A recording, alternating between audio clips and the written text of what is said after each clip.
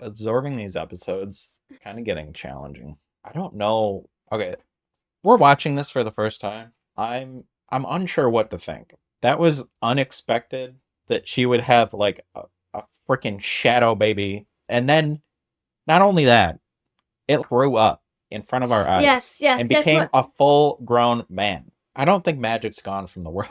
No, So what the heck is that thing supposed to do? She said that she would give Stannis a son. Are you sure about that? is it Because like, that's not. okay, is that child, is that thing, whatever it was, going to go attack their camp?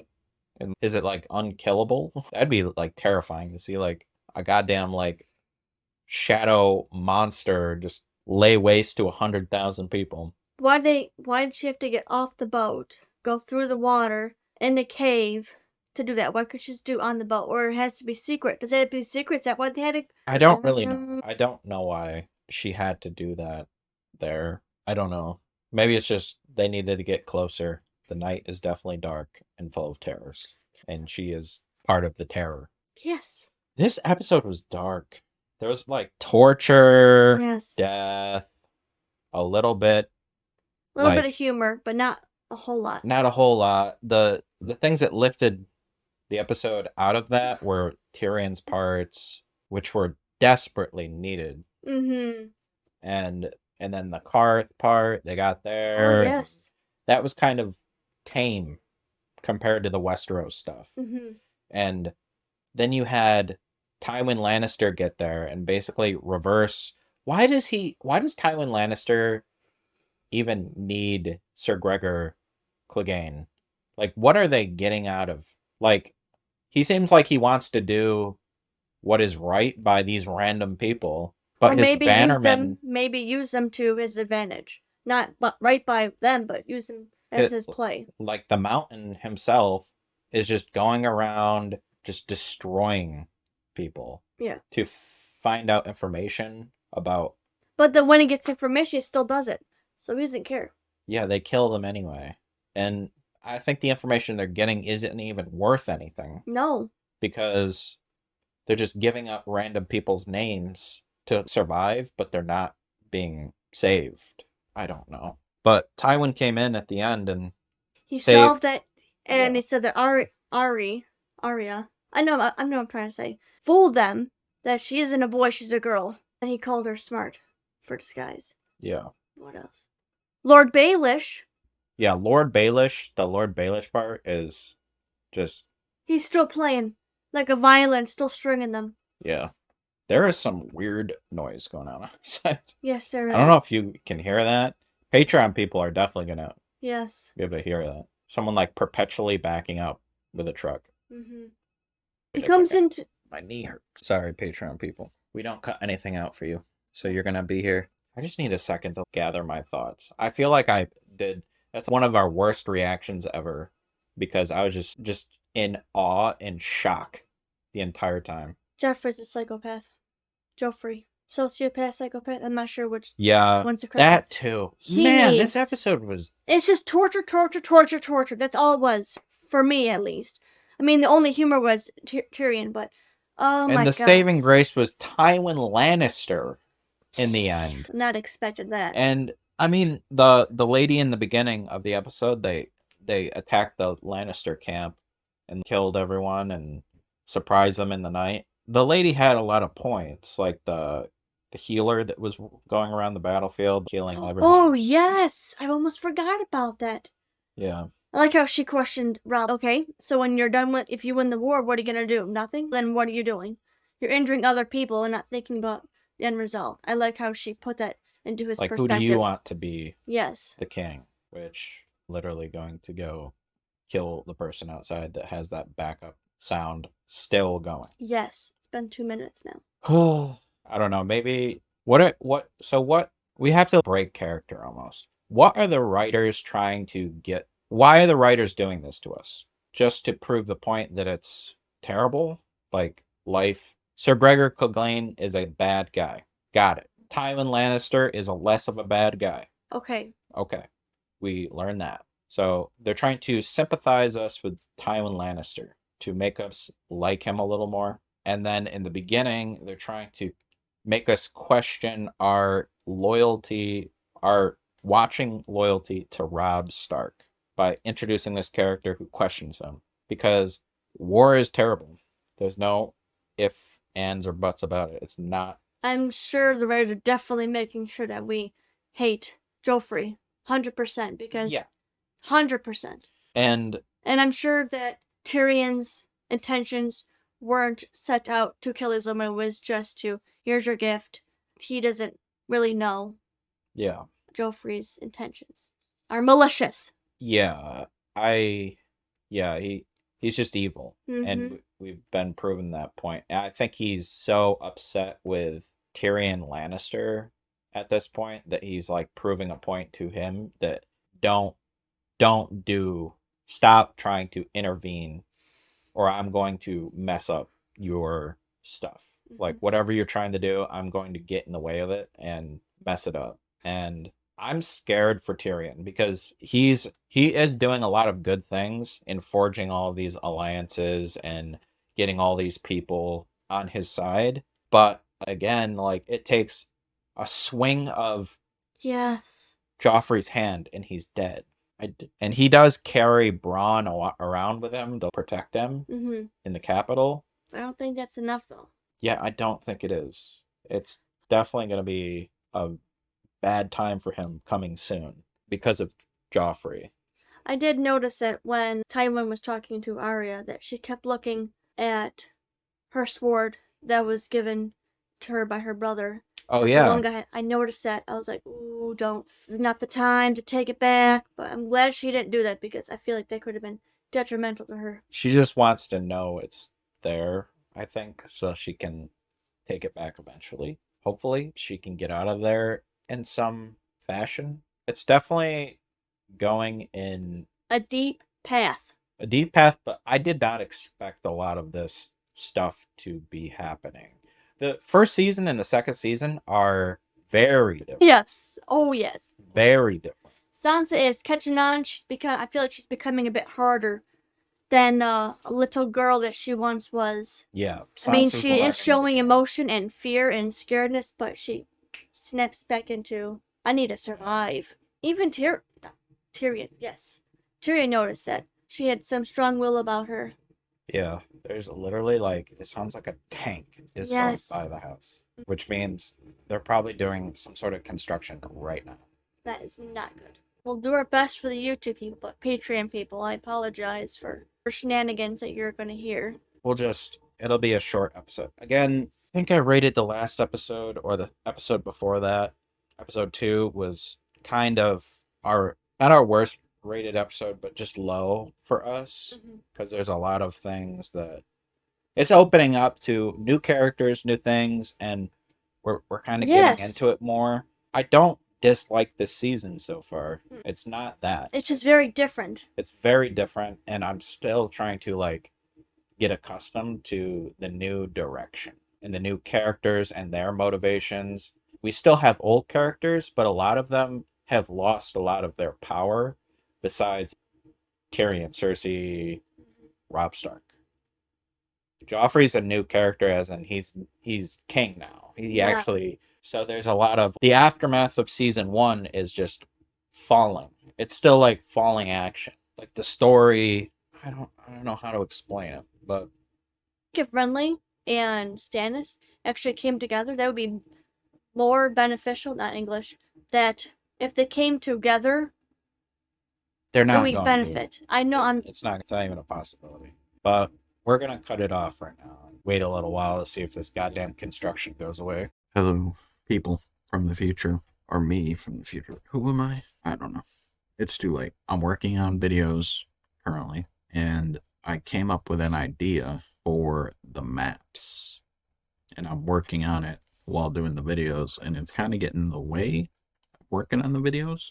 Now that I broke the videos down into 2 parts, I'm probably gonna do it this way, where we go over our reaction, and then generally sometimes up to 4 weeks, because we react to it and you don't see it for 4 weeks. What I'm gonna do is another part of the breakdown where I do it with maps. Welcome to the extended part of the breakdown. I don't have this available yet, but this is going to be coming to our breakdowns regularly as an official part of it eventually. Currently, I'm working on getting this map ready, and the map may look kind of weird from this angle, but basically going to be tracking every single character in the show going forwards. At the end of the video, or a few days after we watch it, we're going to be doing these episodes where we track people, we track soldiers moving, we track everything to keep us more grounded in the show. My game is saving. I'm using a software called Tabletop Simulator. It's meant for like playing board games, but it works for this too. We got King's Landing, and this is what it will look like. All of the characters will have these little figurines, and on the back it will say their house if they have one, and we will keep track of them, where on the map they are, what they could possibly be planning, what they could be doing. If we don't know where a character is, we could speculate where they are on the map and what they might be doing there. And then obviously the wall in the north, what they're doing up there.